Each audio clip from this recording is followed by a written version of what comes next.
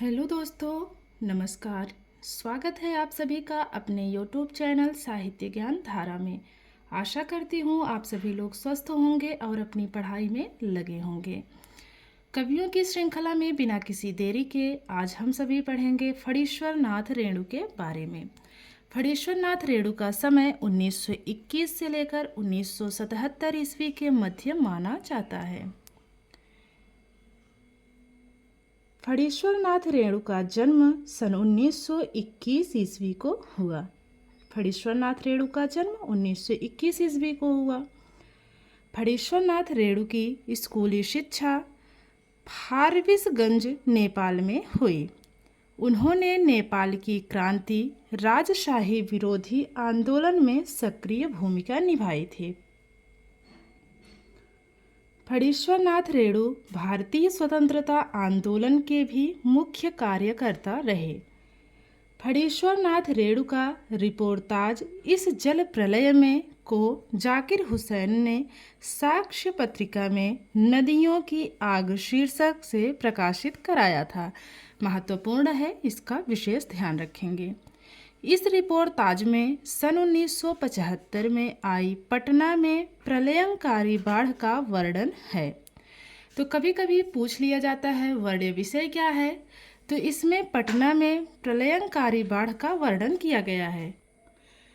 आगे है, फणीश्वर नाथ रेणु को आज़ादी के बाद के प्रेमचंद की उपमा दी गई। तो यह भी अत्यंत महत्वपूर्ण है, विशेष ध्यान रखेंगे इस बात का। फणीश्वर नाथ रेणु के उपन्यास परती परिकथा 1926 ईस्वी को गोपाल राय ने हिंदी का प्रथम आंचलिक उपन्यास माना है। बट बाबा कहानी फणीश्वर नाथ रेणु की प्रथम कहानी है। उनकी कहानियाँ भारतीय संस्कृति की लुप्त हो रही परंपरा को उजागर करने वाली हैं।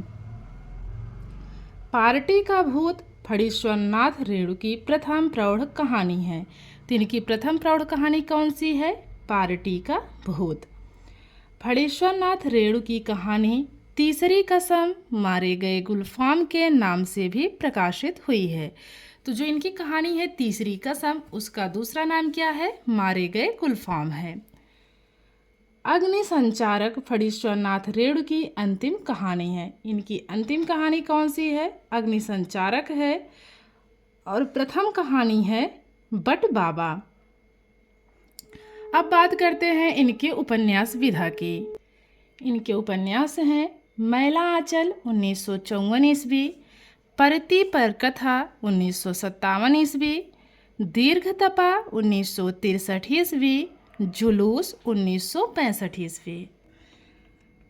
अगला उपन्यास है कितने चौराहे 1966 ईस्वी, कलंक मुक्ति 1976 ईस्वी, पलटू बाबा रोड 1979 ईस्वी, राम रतन राय 1971 ईस्वी, जो कि अपूर्ण है। अब बात करते हैं इनकी प्रसिद्ध कहानियों की। अभी हम लोगों ने उपन्यास विधा देखी, अब देखेंगे कहानी विधा। बट बाबा, पार्टी का भूत, तीसरी कसम, लाल पान की बेगम, ठेस, टेबुल, नैना जोगिन, संवदिया 1962 ईस्वी की है, कस्बे की लकड़ी, अग्नि संचारक। अभी हम लोगों ने देखा प्रसिद्ध कहानियों के बारे में, अब देखेंगे इनके कहानी संग्रह के बारे में। ठुमरी 1959 ईस्वी की है, आदिम रात्रि की महक 1967 ईस्वी की, अग्निखोर 1973 ईस्वी, एक श्रावणी दोपहर की धूप 1984 ईस्वी, अच्छे आदमी 1986 ईस्वी। बात करें इनकी आत्मकथा की, तो इनकी आत्मकथा है आत्म परिचय 1988 ईस्वी। और संस्मरण विधा की बात करें तो वन तुलसी की गंध 1984 ईस्वी। तो ये थी कुछ इनके बारे में जानकारी। अब देखते हैं इनसे बनने वाले महत्वपूर्ण प्रश्नों के बारे में। पहला प्रश्न है फणीश्वर नाथ रेणु का जन्म कब हुआ? विकल्प है 1924, 1926, 1921 या फिर 1923 ईस्वी। तो इनका जन्म हुआ है 1921 ईस्वी में। अगला प्रश्न है, किस साहित्यकार को आज़ादी के बाद का प्रेमचंद कहा जाता है? विकल्प है फणीश्वर नाथ रेणु, जैनेन्द्र कुमार, भारत भूषण अग्रवाल या फिर अमृत राय। तो वो है फणीश्वर नाथ रेणु। तो हमारा इसमें जो पहला वाला विकल्प है वो बिल्कुल सही है। अगला प्रश्न है, हिंदी का प्रथम आंचलिक उपन्यास है? विकल्प है परती परिकथा, मैला आंचल, दीर्घ तपा या फिर जुलूस। तो हिंदी का प्रथम आंचलिक उपन्यास माना जाता है मैला आंचल को, तो दूसरा विकल्प इसमें सही है। अगला प्रश्न है, रेणु जी का उपन्यास मैला आंचल कब प्रकाशित हुआ? 1954, 1955, 1958 या फिर 1959। तो 1954 में प्रकाशित हुआ। अगला प्रश्न है, फणीश्वर नाथ रेणु की प्रथम कहानी है? ठेस, तीसरी कसम, लाल पान की बेगम, बट बाबा। तो जो इसमें सही है वो है बट बाबा।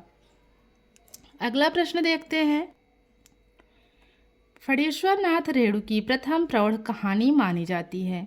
पार्टी का भूत, तीसरी कसम, लाल पान की बेगम या फिर बट बाबा। तो पार्टी का भूत है।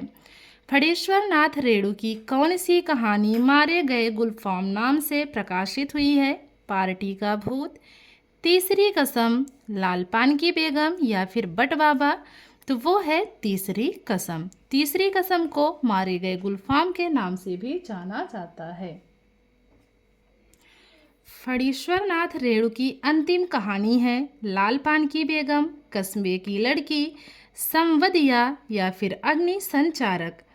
तो अग्नि संचारक इनकी अंतिम कहानी मानी जाती है।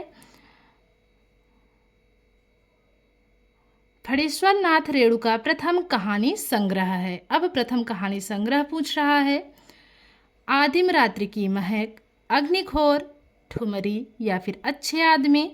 तो वो है ठुमरी। फणीश्वर नाथ रेणु का प्रथम कहानी संग्रह ठुमरी को माना जाता है। तो हमारा तीसरा विकल्प इसमें सही है।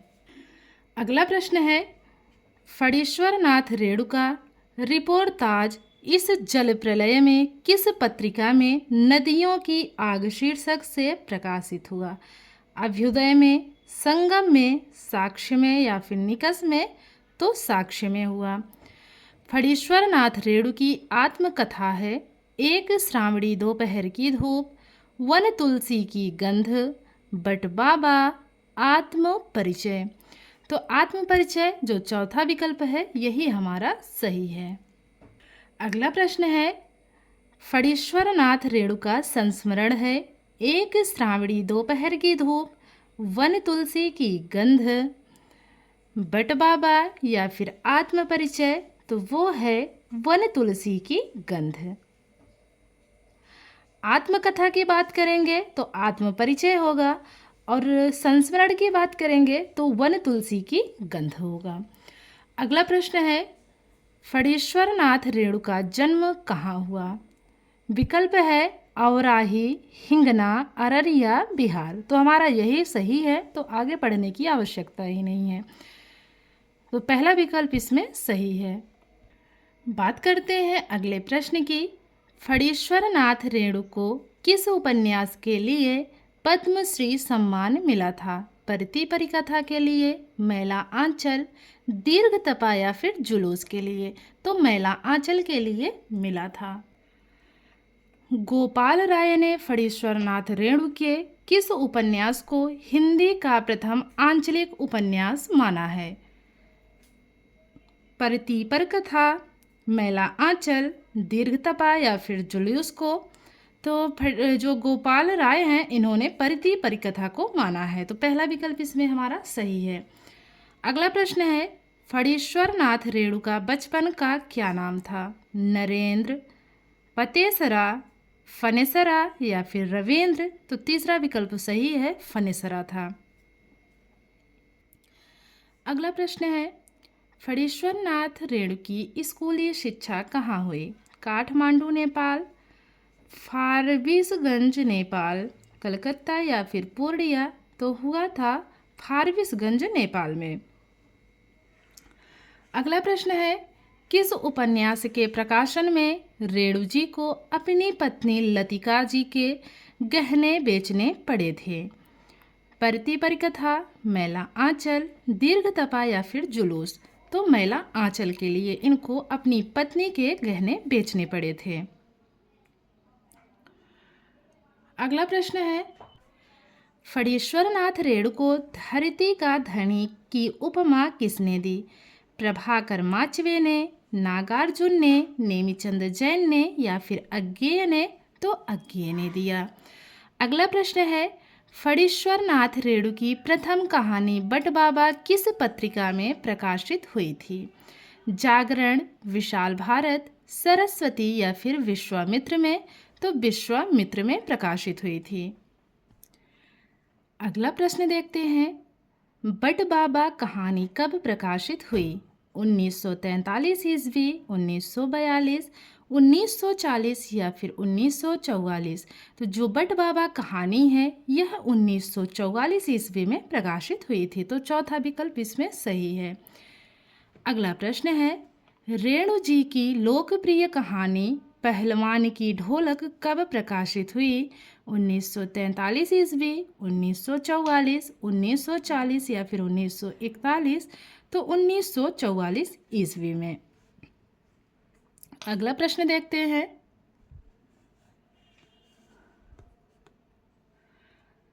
पहलवान की ढोलक कहानी किस पत्रिका में प्रकाशित हुई? जागरण, विशाल भारत, सरस्वती या फिर विश्वामित्र में?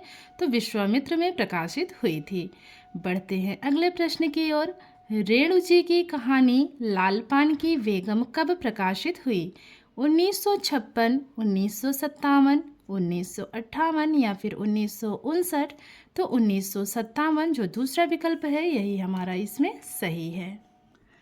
अगला प्रश्न है, फणीश्वरनाथ रेणु द्वारा रचित कितनी कहानियाँ मानी जाती हैं? 60, 62, 63 या फिर 65? तो कुल 63 कहानियाँ मानी जाती हैं। अगला प्रश्न है, फणीश्वरनाथ रेणु के उपन्यासों का प्रकाशन वर्ष के अनुसार सही अनुक्रम किस विकल्प में है? मैला आंचल, परती परकथा, दीर्घ तपा, जुलूस? तो इसमें जो पहला वाला विकल्प है यही हमारा इसमें सही है। तो इसमें अगला विकल्प पढ़ने की आवश्यकता नहीं है। मैला आंचल है 1954 ईस्वी, परती परकथा का समय है 1957 ईस्वी, दीर्घ तपा है 1963 का और जुलूस है 1965 का। अगला प्रश्न है, फणीश्वरनाथ रेणु का परती परकथा उपन्यास कब प्रकाशित हुआ? 1956, 1957, 1958 या फिर 1959? तो अभी अभी हम लोगों ने ऊपर पढ़ा 1957 ईस्वी। तो दूसरा विकल्प सही है। अगला प्रश्न है, इनमें से कौन सा उपन्यास फणीश्वरनाथ रेणु का नहीं है? कितने चौराहे, पलटू बाबा रोड, यह पथबंधु था, कलंक मुक्ति? तो यह पथबंधु था, यह फणीश्वरनाथ रेणु का नहीं है। अन्य तीनों इनके ही रचनाएं मानी जाती हैं। अगला प्रश्न है, इनमें से कौन सी कहानी फणीश्वरनाथ रेणु की नहीं है? अब नहीं बताना है इसमें कौन सी कहानी इनकी नहीं है। जयदोल, नैना जोगिनी, कस्बे की लड़की, संवदिया? तो जयदोल कहानी फणीश्वरनाथ रेणु की नहीं है। तो पहला विकल्प हमारा इसमें सही है। अगला प्रश्न है, संवेदिया कहानी का प्रकाशन कब हुआ? 1963, 1962, 1960 या फिर 1959? तो 1962 हमारा इसमें सही है। फणीश्वरनाथ रेणु के ठुमरी कहानी संग्रह का प्रकाशन कब हुआ? 1963, 1962, 1960 या फिर 1959? तो 1959 चौथा विकल्प इसमें सही है। बढ़ते हैं अगले प्रश्न की तरफ। इनमें से कौन सा कहानी संग्रह फणीश्वरनाथ रेणु का नहीं है? अब इसमें नहीं बताना है। आदिम रात्रि की महक, ये तो है इनका। एक श्रावणी दोपहर की धूप, ये भी है। अग्निखोर, यह भी है, ये जो विपथगा है यह इनका कहानी संग्रह नहीं है। तो यही तीसरा विकल्प हमारा इसमें सही होगा, क्योंकि नहीं पूछा है। वन तुलसी की गंध का प्रकाशन कब हुआ? 1986, 1984, 1988 या फिर 1989? तो वन तुलसी की गंध का प्रकाशन हुआ है 1984 ईस्वी में। अगला प्रश्न है, फणीश्वर नाथ रेणु का निधन कब हुआ? 1996, 1997, 1998 या फिर 1999? तो 1997 ईस्वी में इनका निधन हुआ। आशा करती हूँ आज की वीडियो आप लोगों को अच्छी लगेगी। अगर वीडियो अच्छी लगे तो प्लीज़ लाइक कीजिएगा और कमेंट के माध्यम से ज़रूर बताइएगा। और प्लीज़ आप लोग वीडियो को पूरा देखा करिए। अंत तक देखने से आपको और भी अच्छे तरीके से समझ आएगा। और जिन लोगों ने चैनल को सब्सक्राइब कर रखा है उनका बहुत बहुत आभार, बहुत बहुत धन्यवाद। और आप लोग और भी लोगों को, जैसे कि अपने मित्रों को भी जोड़ सकते हैं चैनल से, अगर आप लोगों को वीडियो अच्छी लगे तो मिलते हैं कवियों की श्रृंखला में एक और कवि के साथ। तब तक के लिए सभी को जय श्री राधे कृष्णा, जय श्री सीताराम, नमस्कार।